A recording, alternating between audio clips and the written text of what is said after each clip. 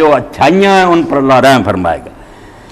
اور فرمایا یہ سارا بدلہ جو ملے گا نا کہ یہ آگ میں جائیں گے، یہ راحت میں جائیں، کس دن ہوگا؟ یوم تاتی کل نفس تجادل عن نفسہا،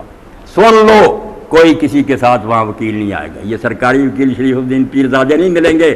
جو کئی مدت تک جمے رہے کہ میں نہیں غلط کام میں ساتھ دوں گا، مگر بھاؤ اپنا کار ہے کہ زیادہ پیسے لگ جائے، وہی بے ایمان آ گیا۔ اور احتساب نے کہا کہ میں نے کہا تھا جسٹس صاحب سے پیرزادہ آئے گا، اور میری بائیں طرح یہ کہتے نہیں وہ اتنا گیا گزرا نہیں آ گیا۔ تو اللہ تعالیٰ نے فرمایا کہ جس دن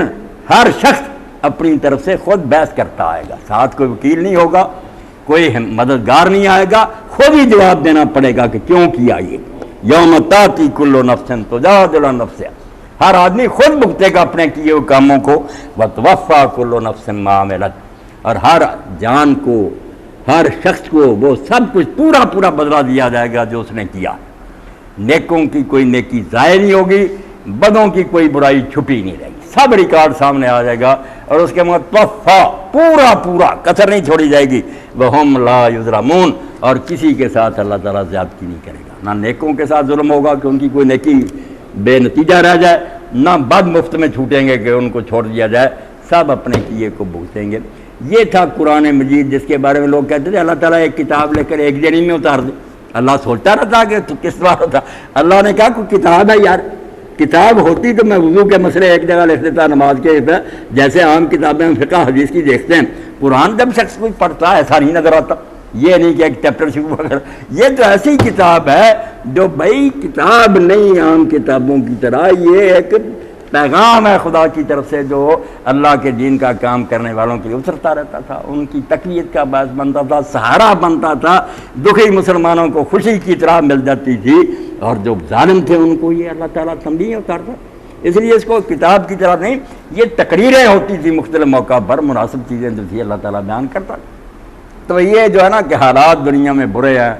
اس سے بھی برے ہوئے، کھاڑیاں کھودی گئیں، آگ جلائی گئی، نیک لوگوں کو اس میں ڈالا گیا، بچوں سمیت مائیں ڈالی گئیں۔ صحیح مسلم میں کسی دن واقعہ سناؤں گا شاید اگلے درس میں، کہ کیسے تھا ماں کی گود سے لے کر بچے جو تھے پھینکے گئے، اور ماں ذرا ڈگمگا گئی، کئی بچے پھینک دیے، ایک جب وہ ڈر گئی اور اس نے چاہ دی یار چھوڑیں اسلام کو، تو ایک بچہ جو پھینکا جا رہا تھا اس نے آگ سے آواز دی کہ ماں یہ آگ نہیں ہے، ڈرنا کوئی نہ، یہ دیکھ رہے میں آگ نظر آتی ہے، یہ تو باغ ہے گلزار،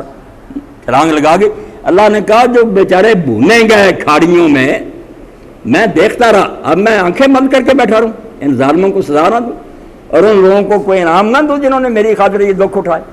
اس لیے یہ موجودہ دنیا جس میں دیکھ کر ہم گھبرا جاتے ہیں کہ اللہ کا انصاف کہاں ہے، کمزور جو ہوئے، انصاف کام کر رہا، پیچھے اللہ کا ہاتھ کام کر رہا، سارا کچھ منصوبہ بن رہا ہوتا، ہمیں اس دن ہی نظر آتا جس دن اس جیسوں کی گردن توڑ دی جاتی ہے، نیک لوگ پھر مٹھائیاں بانٹتے ہیں، خوشیاں کرتے ہیں، وہ دن آ جاتا، مگر کچھ دیر لگتی ہے، ورنہ اس دنیا میں اندھیر نہیں ہے، دیر ہو سکتی۔ وآخر دعوانا الحمدللہ رب العالمین، وصلی اللہ تعالی علی خیر خلقہ محمد وآلہ وسلم۔